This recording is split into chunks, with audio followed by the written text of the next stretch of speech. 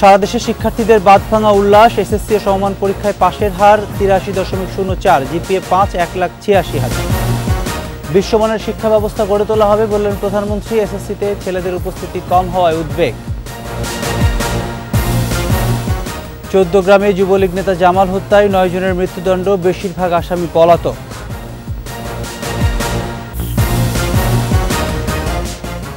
আমন্ত্রণ ২১-এর দেশের সংবাদের সাথে আছি আমি প্রণব চক্রবর্তী। দর্শক, ২১ টেলিভিশনের সংবাদ একই সাথে সরাসরি দেখতে পাবেন আমাদের ফেসবুক পেজ www.facebook.com/2124 অনলাইনে।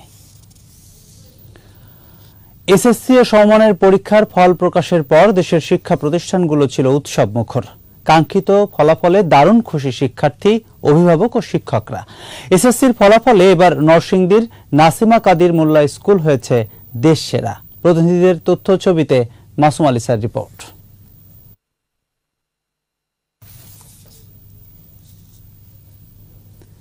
দর্শক, আমরা রিপোর্টটির জন্য অপেক্ষা করছি।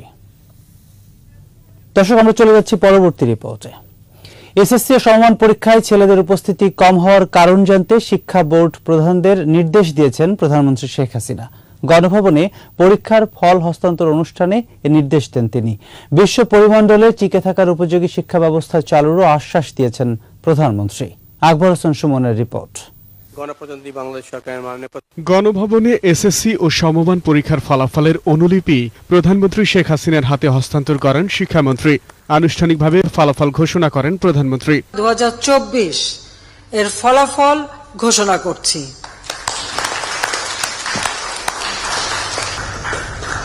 সাক্ষরতার হার ও শিক্ষার মানোন্নয়নে সরকারের ভূমিকা তুলে ধরে ছেলে শিক্ষার্থীদের কমতিতে উদ্বেগ প্রকাশ করেন সরকার প্রধান। কেন আমাদের ছাত্ররা পিছিয়ে আছে বা কেন কি হিসেবে কম, এটা বোধহয় আমাদের একটু দেখতে হবে। মানে বিবিএসকেও আমরা বলতে পারি, যখন তারা মানে আমাদের গণনা করে তখন দেখা দরকার যে ঘটনাটা কি, কারণটা কি, কি কারণে ছেলেরা কমবে। কমার তো কথা না, সমান সমান হোক, সেটাই তো চাই। মেয়েরা হলে একটু খুশি হই, এতে কোনো সন্দেহ নাই। বিএনপি জামায়াত জোট সরকারের সময় শিক্ষা ব্যবস্থায় ধস নেমেছিল বলেও উল্লেখ করেন প্রধানমন্ত্রী। ৭৫ পরে যা সরকার এসেছিল সেখানে কিন্তু ঠিক শিক্ষা সেই পরিবেশটা ছিল না। বিশ্ববিদ্যালয়গুলিতে অস্ত্রের ঝনঝনানি, ছাত্রদের হাতে অস্ত্র, মেধাবী ছাত্রদের হাতে অস্ত্র, অর্থ তুলে দিয়ে তাদেরকে বিপথে নিয়ে যাওয়া, তাদেরকে মানে ক্যাডার হিসেবে ব্যবহার করা, তাদেরকে তাদের হাতে তুলে দিয়ে একটা রাজনৈতিক ভিত্তি তৈরি করার প্রচেষ্টা নেওয়া, সেশন জট প্রতিনিয়ত ছিল এবং সাক্ষরতার হারও কিন্তু আর বাড়তে পারেনি। স্মার্ট বাংলাদেশ বিনির্মাণে বিশ্বমানের শিক্ষা ব্যবস্থায় গুরুত্ব দেন প্রধানমন্ত্রী। ৮-এর নির্বাচনী ইস্তাহারে ছিল ডিজিটাল বাংলাদেশ, আমরা সেটা করে ফেলেছি। এখন ৪১ সালের আমাদের যে প্রেক্ষিত পরিকল্পনা এবং সুনির্দিষ্ট লক্ষ্য যে আমরা স্মার্ট বাংলাদেশ করবো। স্মার্ট বাংলাদেশ করতে হলে আমাদের ছেলেমেয়েদেরকে শিক্ষা দিতে হবে। আজকে ছেলেমেয়েরাই তো সামনে সেই স্মার্ট সিটিজেন হবে এবং তারা দেশকে এগিয়ে নিয়ে যাবে। আমি আশা করি শিক্ষার্থীরা উচ্চশিক্ষা শিক্ষিত হয়ে দেশের কল্যাণ করবে, দেশের মানুষের জন্য কাজ করবে, আর স্মার্ট বাংলাদেশের সৈনিক হিসেবে তারা গড়ে উঠবে, সেটাই আমি চাই। ডিজিটাল যুগের প্রজন্ম অনেক মেধাবী বলেও মন্তব্য করেন বঙ্গবন্ধু কন্যা। এটা তো ডিজিটাল যুগের ছেলে মেয়ে, এমনি তাদের মেধা অনেক বেশি। আকবর হোসেন সুমন, ২১ টেলিভিশন, ঢাকা। দর্শক, এসএসসি ও সমমানের পরীক্ষার ফল প্রকাশের পর দেশের শিক্ষা প্রতিষ্ঠানগুলোর উৎসব মুখরতা নিয়ে মাসুম আলিসার প্রক্রিয়াধীন রিপোর্টটি আমাদের হাতে এসে পৌঁছেছে। দেখুন সেটি। কাঙ্ক্ষিত ফলাফল, এ যেন খুশির বন্যা। বাদ্য বাজিয়ে শিক্ষার্থীদের আনন্দ ভাগাভাগি। দারুণ খুশি অভিভাবক ও শিক্ষকরাও। এবছর যশোর শিক্ষা বোর্ডের জিপিএ ৫ পেয়েছে ২০,৭৬১ জন। গত বছরের চেয়ে পাশের হার ও জিপিএ বেড়েছে। যশোর শিক্ষা বোর্ডের আওতাধীন ১০ জেলার মধ্যে সবচেয়ে ভালো করেছে সাতক্ষীরা। পাশের হার ৯৬.১২%। খুলনা দ্বিতীয় ও যশোর তৃতীয়। নেই শতভাগ অকৃতকার্য কোনো প্রতিষ্ঠান। ২০২৪ সালে সারা বাংলাদেশে আমরা ভালো করেছি। এবার এসএসসি পরীক্ষায় ময়মনসিংহ শিক্ষা বোর্ডে পাশের হার ৮৫%। জিপিএ ৫ পেয়েছে ১৩,১৭৮ জন। ময়মনসিংহ বিভাগের ৪ জেলায় ১,৩১৩টি প্রতিষ্ঠান থেকে পরীক্ষায় অংশ নেয় শিক্ষার্থীরা। ভালো ফলাফল করায় নগরীর বিভিন্ন প্রতিষ্ঠানের শিক্ষার্থীরা খুবই খুশি। বরিশাল বিভাগে এবার পরীক্ষায় অংশ নেয় ৮৭,৭34 জন, পাশ করেছে ৭৮,১৯৭ জন। বিভাগের ৬ জেলার মধ্যে এবছর ১,৪৮৯টি বিদ্যালয় অংশগ্রহণ করে। এবছর পাশের হারের সাথে কমেছে জিপিএ ৫-এর সংখ্যা। শতভাগ পাস ৯৯.৬৬% জিপিএ ৫ পেয়ে দেশ সেরা ফলাফল অর্জন করেছে নরসিংদীর নাসিমা কাদির মোল্লা হাই স্কুল অ্যান্ড হোমস। রাজধানী সহ দেশের নামি দামি শিক্ষা প্রতিষ্ঠানকে পেছনে ফেলে এমন সাফল্যে খুশি শিক্ষার্থী, শিক্ষক ও অভিভাবকরা। কুমিল্লা শিক্ষা বোর্ডের জিপিএ ৫ পেয়েছে ১২,১০০ জন শিক্ষার্থী। ফলাফলে মেয়েরা এগিয়ে রয়েছে। কুমিল্লা শিক্ষা বোর্ডের অধীনে ১৬২টি প্রতিষ্ঠানের মধ্যে সব প্রতিষ্ঠানে শতভাগ পাশ করেছে। রাজশাহী শিক্ষা বোর্ডে বেড়েছে পাশের হার ও জিপিএ ৫। গত বছর ছিল ৮৭.৮৯%। বরাবরের মতো এবারও ছেলেদের চেয়ে এগিয়ে মেয়েরা। মেয়েদের পাশের হার ৯১.৯০% আর ছেলেরা পাশ করেছে ৮৬.৭৮%। এবার বেড়েছে শতভাগ পাস ও শূন্য ফলাফল প্রাপ্ত স্কুলের সংখ্যা। এছাড়াও এবার ২টি স্কুল থেকে কেউ পাশ করেনি, যা গত বছর ছিল একটি। সিলেটে জিপিএ ৫ পেয়েছে ৭,৯২০ জন। এবছর সিলেট বোর্ডের অধীনে পরীক্ষার্থী ছিল ১,০৯,০৭৩ শিক্ষার্থী, পাশ করেছে ৮০,০০০। গতবারের তুলনায় এবার পাশের হার কমেছে। দিনাজপুর শিক্ষা বোর্ডে গত বছরের তুলনায় এবার পাশের হার প্রায় ২% বেড়েছে। পাশের হার এবং জিপিএ ৫ প্রাপ্তিতে এবারও ছেলেদের চেয়ে মেয়েরা এগিয়ে। একজনও পাশ করেনি এমন স্কুলের সংখ্যা এবার ৪টি, যা গত বছর ছিল একটি। শতভাগ পাশ করেছে এমন স্কুলের সংখ্যাও এবার কমে হয়েছে ৭৭টি, যা গত বছর ছিল ৮০টি। চট্টগ্রাম বোর্ডে এবার পাশের হার বেড়েছে, তবে কমেছে জিপিএ ৫। এবার ১,৪৫,৪৯০ জন পরীক্ষার্থীর মধ্যে পাশ করেছে ১,২০,০৮৭ জন। পাশের হার ৮২.৮০। ফেনীতে কমেছে পাশের হার ও জিপিএ ৫। ৪টি শিক্ষা প্রতিষ্ঠান শতভাগ পাশ করেছে। দাখিল পরীক্ষায় পাশ করেছে ৩,৯৭৪ জন। জিপিএ ৫ পেয়েছে ১৪০ জন। অপরদিকে ভোকেশনাল পরীক্ষায় পাশ করেছে ৯৭৩ জন। জিপিএ ৫ পেয়েছে ২৮ জন। সব মিলে এসএসসি ও সমমানের পরীক্ষার ফলাফলকে কেন্দ্র করে দেশ জুড়ে শিক্ষার্থীরা ছিল আনন্দমুখর। মাসুম আলিসা, ২১ টেলিভিশন। ফল প্রকাশের পর রাজধানীর বিভিন্ন শিক্ষা প্রতিষ্ঠানে উচ্ছ্বাস ছড়িয়ে পড়ে। এবার পাশের হার বাড়লেও কমেছে জিপিএ ৫ প্রাপ্তি। পাশের হারে এগিয়ে যশোর বোর্ড ৯২.৩২, আর সবচেয়ে কম পাশ করেছে সিলেটে ৭৩.৩৫%। আরো জানাচ্ছেন মানিক শিকদার। জীবনে প্রথম পাবলিক পরীক্ষা, আবেগ উৎকণ্ঠায় অপেক্ষার পর ফল প্রকাশ। আশানুরূপ ফল পেয়ে শিক্ষার্থীদের বাঁধভাঙা উচ্ছ্বাস। ১০ বছরের সাধনার পর সাফল্যের সাথে উত্তীর্ণ হওয়ার পাশাপাশি সহপাঠী বন্ধুদের সাফল্যে আবেগ আপ্লুত শিক্ষার্থীরা। একটা এক্সাম দিয়ে গেলাম, এই যে এক্সপেরিয়েন্সটা গেইন হলো, আশা করি এটা সামনে হেল্প করবে আরো। কষ্ট করেছি, অনেক কষ্টের ফল পেয়েছি আর অনেক বেশি ভালো লাগছে। সবচেয়ে বড় অবদান রাখছে আমার মা। সত্যি কথা বলতে ২ বছর অনেক কষ্ট করছে, ভোরবেলা উঠছে, আমার জন্য খাবার রেডি করছে, আমাকে পড়তে বসাইছে। আর আজকে মাদার্স ডে, তো মাকে এত বড় একটা গিফট দিতে পারে আমি সিরিয়াসলি অনেক হ্যাপি। সাফল্যের জন্য বাবা মা, শিক্ষক ও শিক্ষা প্রতিষ্ঠানের প্রতি কৃতজ্ঞতা ঝরল সাফল্য পাওয়া শিক্ষার্থীদের কণ্ঠে। ইনশাআল্লাহ আমার এত বড় যে সার্কেলটা আছে, ইনশাআল্লাহ সবাই আমরা সাইন করব। যারা যারা আমাকে উৎসাহ দিয়েছে তাদের সবাইকে আমি ধন্যবাদ জানাতে চাই। সন্তানদের সাফল্যে খুশি অভিভাবকরাও। পরীক্ষা আলহামদুলিল্লাহ ভালো দিয়েছে, রেজাল্টও আলহামদুলিল্লাহ ভালো হয়েছে। আমার বাচ্চাটা যেন ভালো রেজাল্টের পাশাপাশি একটা ভালো মানুষ হতে পারে। 10 বছর কষ্ট করার পর তারপর আমার মেয়ে যখন হাসবে, এর চাইতে বেশি কিছু আর চাই না। আমার সন্তান না, সবাই তো আমার ছেলের সাথে ফ্রেন্ড যারা সবাই ভালো রেজাল্ট করছে। স্যারদেরকে অসংখ্য ধন্যবাদ। তবে পাঠ্যসূচির ঘন ঘন পরিবর্তন নিয়ে উদ্বিগ্ন অভিভাবকরা। আমার ছেলে তো বলবো যে আগের কারিকুলামে লাস্ট ব্যাচ, বারবার চেঞ্জ হওয়াতে ওরা একটু কনফিউশনে পড়ে যায়। বড় হয়ে ডাক্তার হওয়ার স্বপ্ন আছে। শিক্ষার্থীদের উল্লাসে বলে দেয় যে এবারে তারা যে ফল পেয়েছে তারা তার খুশি। আর অভিভাবক এবং শিক্ষকরা বলছেন শিক্ষার মান এভাবে ধরে রাখতে পারলে তারা যে স্বপ্নের কথা বলছিল সেই স্বপ্ন নিশ্চয়ই পূরণ হবে। শিক্ষার ২১ টেলিভিশন, ঢাকা। সোমালিয়ায় জলদস্যুর কবল থেকে মুক্ত হওয়া জাহাজ এমভি আবদুল্লাহ 23 নাবিক নিয়ে কাল সন্ধ্যায় পৌঁছাবে কক্সবাজারের কুতুবদিয়ায়। 27 এপ্রিল আরব আমিরাতের বন্দর থেকে 56,000 টন চুনাপাথর নিয়ে জাহাজটি চট্টগ্রামের উদ্দেশ্যে যাত্রা করে। কুতুবদিয়া চ্যানেলে পৌঁছানোর পর কিছু চুনাপাথর খালাস হলে বাকি অংশ চট্টগ্রাম বন্দরের বহির্নোঙরে খালাস করা হবে। এরপর নাবিকদের নিয়ে সংবাদ সম্মেলন করা হবে বলে জানিয়েছেন KSRM গ্রুপের মিডিয়া উপদেষ্টা মিজানুল ইসলাম। আফ্রিকার দেশ মোজাম্বিক থেকে 55,000 টন কয়লা নিয়ে দুবাই যাওয়ার পথে গত 12 মার্চ সোমালিয়ার জলদস্যুরা 23 নাবিক সহ এমভি আবদুল্লাহ জাহাজটি জিম্মি করে। 14 এপ্রিল ভোররাতে জাহাজটি জলদস্যু মুক্ত হয়। সুন্দরবনে আগুন লাগার কারণ খুঁজতে আরো 7 দিনের সময় নিয়েছে তদন্ত কমিটি। পূর্ব সুন্দরবনের ডিএফও কাজী করিমের কাছ থেকে তদন্ত কমিটি এই সময় নেয়।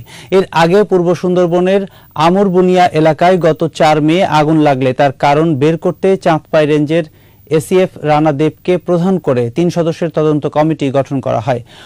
ওই কমিটিকে 7 কর্মদিবসের সময় বেঁধে দেয়া হয়, কিন্তু বেঁধে দেয়া সময়ের মধ্যে কমিটি প্রতিবেদন জমা দিতে পারছে না, তাই আরও 7 দিনের সময় চাওয়া হয়।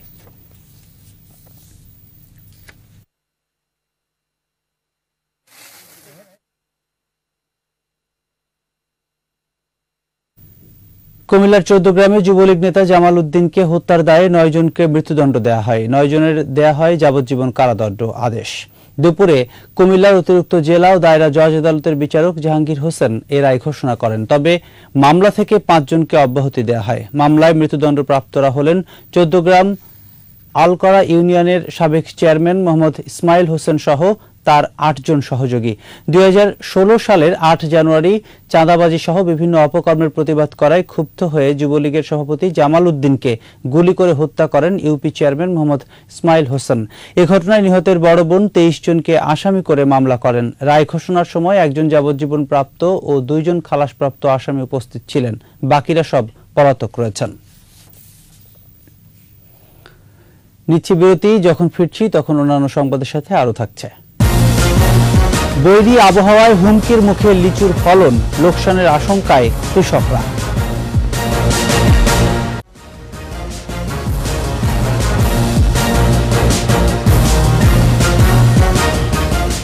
আবারও আমন্ত্রণ 21-এর দেশের সংবাদে। বৈরী আবহাওয়ায় হুমকির মুখে লিচুর ফলন। শুরুতে গাছ ভর্তি মুকুল দেখা গেলেও প্রচণ্ড তাপ প্রবাহে ঝরে পড়েছে অনেক দানা। কৃষি বিভাগ নানা পরামর্শ দিলেও কোনো কোনো জাতের লিচু অর্ধেকের বেশি ঝরে যাওয়ায় হতাশ কৃষক। দিনাজপুর প্রতিনিধি চিত্ত ঘোষের তথ্যচিত্রে আরো জানাচ্ছেন সমর ইসলাম। লিচুর জন্য বিখ্যাত দিনাজপুরে শুরুতে গাছ ভর্তি মুকুল এলেও দানা আসার পর শুরু হয় প্রচণ্ড তাপপ্রবাহ। এতে লিচুর দানা বিবর্ণ হয়ে শুকিয়ে ঝরে পড়ে। তবে আগে মুকুল আসায় কোনো মতে টিকে আছে বোম্বাই জাতের লিচু। বেদেনা, মাদ্রাজি, চায়না 3 ও কাঠালি জাতের লিচুর দানা অর্ধেকই ঝরে গেছে। সেচ দিয়েও লিচু রক্ষা করতে না পেরে হতাশ চাষিরা। কোনো বলতে একদম খালি লিচু নাই, ওইগুলা লিচু একমাত্র বোম্বাই ছাড়া। আর যে ওয়েদার যাচ্ছে, ওয়েদারের উপর ভিত্তি করে তারপর আমরা পানি যাচ্ছি, সেচ দিয়েছি এবং বীজ দিয়েছি। রোদের তাপে জ্বলে গেল। এখনো যেটা লিচু আছে, যথেষ্ট লিচু আছে, হ্যাঁ, কিন্তু তাপমাত্রা বেশি। মান্দারাজি এলা ঝরে পড়ছে, দেখায় বোম্বাই শুধু এনা আছে গাছের মধ্যে, এখন বলা যাবে না কি হবে নাই হবে। আমার পানি যে হয় আমার পড়ে গেল, যার নিচে হয়েছিল কুয়া চলে না। বৈরী আবহাওয়ায় আশানুরূপ ফলন নিয়ে শঙ্কায় কৃষি বিভাগও। ফল ঝরে যাচ্ছে, বনের গোটা শুকিয়ে যাচ্ছে। তো যে অবস্থা দাঁড়িয়েছে তাতে সম্ভবত এবছর আমরা আশানুরূপ ফলন পাবো না এবং সেই ফলনটা প্রায় 50% কমে। গতবারও ফলন ভালো হলেও পাকার সময় তীব্র তাপপ্রবাহে ফেটে যায় অনেক লিচু। ক্ষতিগ্রস্ত হন চাষিরা। সমর ইসলাম, 21 টেলিভিশন। রাজশাহীতে জেলা প্রশাসনের বেঁধে দেওয়া সময় অনুযায়ী 15 মে থেকে গুটি জাতীয় আম গাছ থেকে পাড়া ও বাজারজাত করা যাবে। আর গোপালভোগ, রানী পছন্দ, লক্ষণভোগ মিষ্টি জাতের আম বাজারে আসবে 25 মে থেকে। দুপুরে প্রশাসনের কর্মকর্তা আম চাষি ও ব্যবসায়ীদের সঙ্গে মতবিনিময় সভায় আম বাজারজাতের তারিখ ঘোষণা করেন জেলা প্রশাসক শামীম আহমেদ। তিনি আরও জানান, খিরসাপাত 30 মে, ল্যাংড়া 10 জুন, আম্রপলি ও ফজলি 15 জুন, বাড়ি 4, জাতের আম 5 জুলাই, আশ্বিনা 10 জুলাই, গৌরমতি 15 জুলাই এবং ইলামতি আম পাড়া যাবে 20 আগস্ট থেকে। এছাড়া কাটিমন ও বাড়ি 11 জাতের আম পরিপক্ক সাপেক্ষে পাড়া ও বাজারজাত করা যাবে। বেঁধে দেওয়া সময়ের আগে আম বাজারজাত করলে কঠোর ব্যবস্থা নেওয়া হবে বলেও জানান জেলা প্রশাসক। সিলেটের গৃহকর দেয়ার আপিল আবেদন 2 সপ্তাহ পর্যন্ত বর্ধিত করেছেন সিটি মেয়র আনোয়ারুজ্জামান চৌধুরী। তিনি বলেন, নগরের পুরাতন 27 ওয়ার্ডের প্রতিটিতে পৃথক রিভিউ বোর্ড গঠন করা হয়েছে। এই বোর্ড নগরের মানুষের সঙ্গে আলোচনা করে সিদ্ধান্ত নেবে। তিনি নগরবাসীকে সহনীয় মাত্রায় হলেও কর দিতে হবে বলে মন্তব্য করেন। এর আগে মেয়র নগরের কাউন্সিলর, সিটি কর্পোরেশনের কর্মকর্তাদের নিয়ে সাধারণ সভা করেন।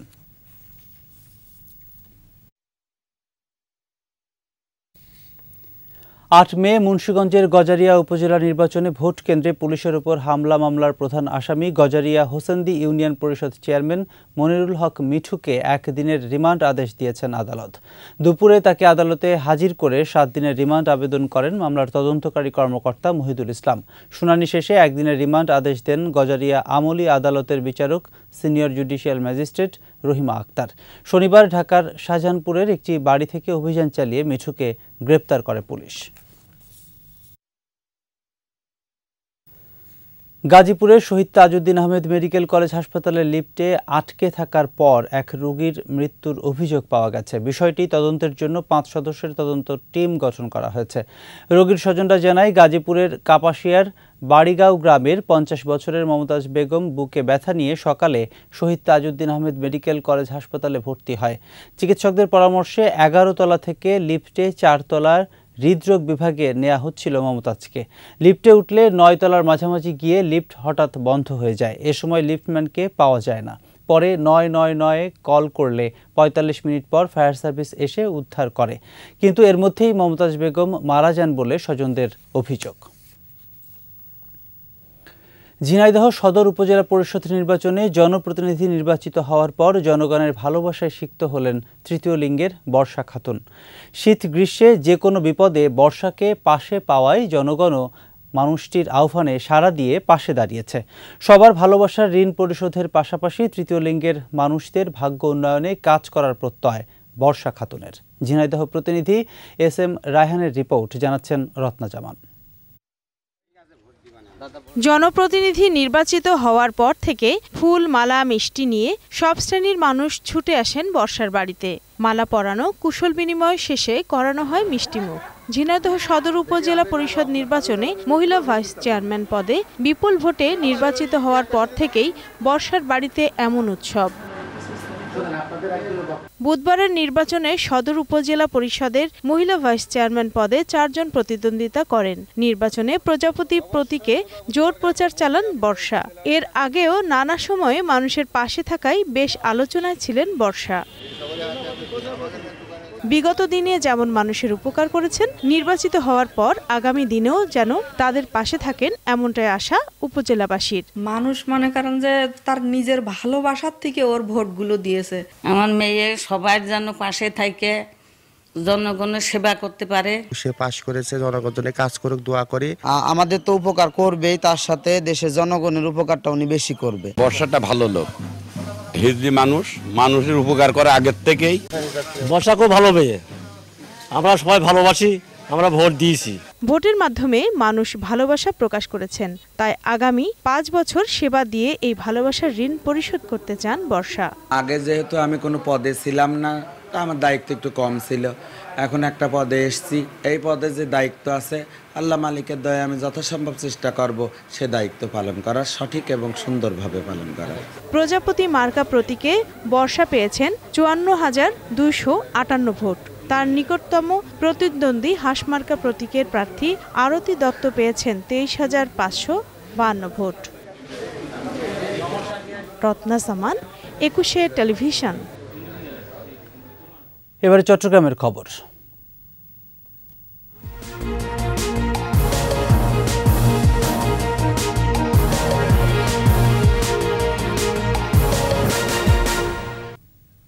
খাগড়াছড়িতে বিচার বিভাগের নানা সমস্যা সমাধানে বিচার বিভাগীয় সম্মেলন অনুষ্ঠিত হয়েছে। সকালে জেলা ও দায়রা জজ আদালতের উদ্যোগে এ আয়োজন করা হয়। আদালতের বিচারিক কার্যক্রম সুষ্ঠুভাবে পরিচালনা, দ্রুত মামলা নিষ্পত্তি সহ জেলার জজশিপ ও জুডিশিয়াল বিচার প্রশাসনে গতিশীলতা, তদন্ত কার্যক্রমের উপর দিক নির্দেশনা সহ বিভিন্ন বিষয় তুলে ধরা হয়। সম্মেলনে নারী ও শিশু নির্যাতন দমন ট্রাইব্যুনালের বিচারক, চিফ জুডিশিয়াল বিচারকগণ, জেলা ম্যাজিস্ট্রেটের প্রতিনিধি, সেনাবাহিনীর ব্রিগেড ও বিজিবি সহ বিভিন্ন দপ্তরের কর্মকর্তারা উপস্থিত ছিলেন।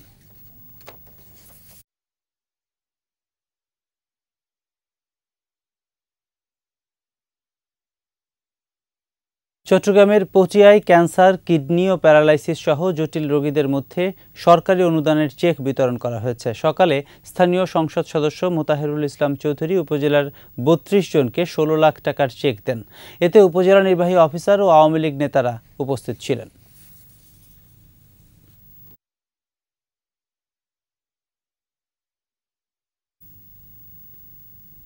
এর সাথে শেষ করছি ২১-এর দেশের সংবাদ। যাবার আগে ফার্স্ট সিকিউরিটি ইসলামী ব্যাংক পিএলসি সংবাদ শিরোনামগুলো আরও একবার।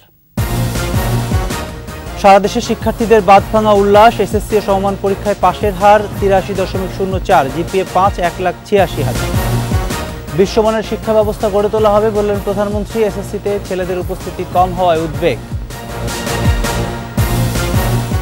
১৪ গ্রামে যুবলীগ নেতা জামাল হত্যায় ৯ জনের মৃত্যুদণ্ড, বেশিরভাগ আসামি পলাতক।